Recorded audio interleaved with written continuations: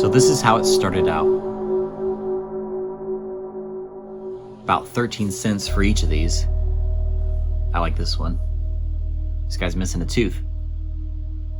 Each strip was $1, and they come with about 8 different individual x-rays. But then I found this. 1932, $25. Dentistry for children. But before I show you what's inside, we have to go backwards. Did you know that Leonardo da Vinci dissected at least 22 dead bodies over the course of his career? Once, Leonardo da Vinci poured hot wax into a cadaver's head, making a cast of the brain's interior, just to find out what was inside. Every muscle, every bone, every nerve, each had to be exact in his images. Da Vinci was actually famous for obsessing over the body. Thousands of anatomical sketches filled his notebooks. In fact, because of his observational drawings of the human skull, if he wasn't remembered for everything else he accomplished, Da Vinci would be historically notable for his role in founding modern dentistry. Teeth are actually my favorite symbol for growth. It starts with infants and teething. Then as a child, we mark milestones by losing teeth. Adolescence is getting braces, eventually getting your wisdom teeth removed. And as an elderly person, likely you'll lose your teeth again and have to get dentures, even up to the point of death. Teeth, of course, being the only visible part of the skull. They're the symbol of the inevitable, visceral violence of maturation. All right, you've earned it. So it starts out with some basics, just kind of a prelude. And then we get to the images. There's illustrations, some diagrams, then x-rays. But then they get crazier. There's cross sections and really graphic case studies.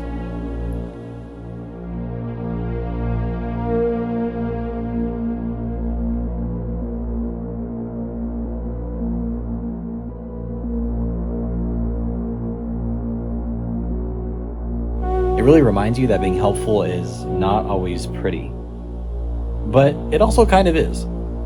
My plan is I'm going to screen print some of my favorites onto clothes. Problem is, I have never screen printed like ever. I did it once for an art class. So this is going to be tough.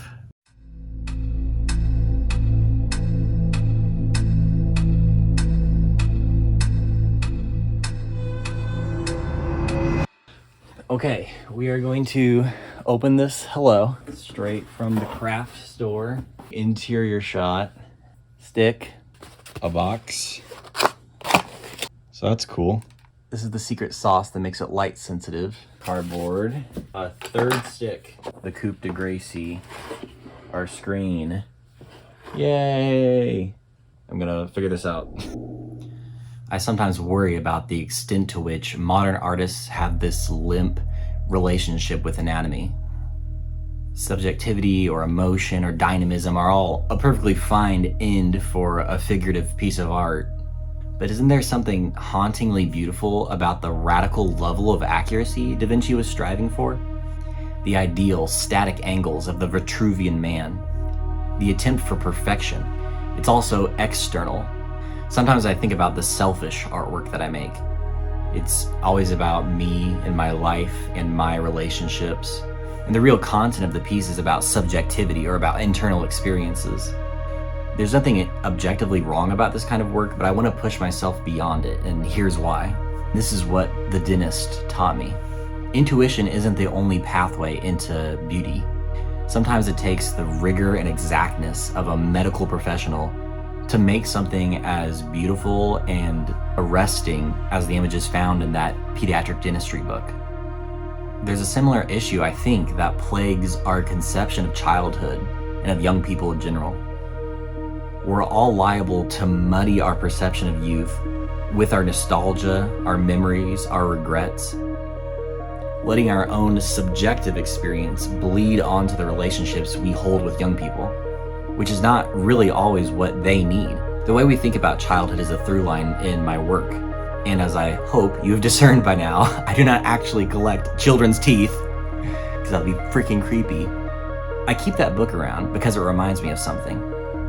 It's the quiet, measured work of the pediatric dentist, who, with a heart for his patients, studies countless cases, pouring thousands of hours into understanding the body, bedside manner, business, and the courage it takes to truly study the grotesque, to conspire with the hard truths of our body and its imperfections, just to protect the vulnerable. This is the work of the truly compassionate. There's a selflessness in the work that reads through all the imagery that it creates and the tone of the whole book. It's this methodical work of the truly compassionate that inspires me. And I see that beauty happens to follow in its trail. It's the kind of artist I want to be, and the kind of person that I want to be.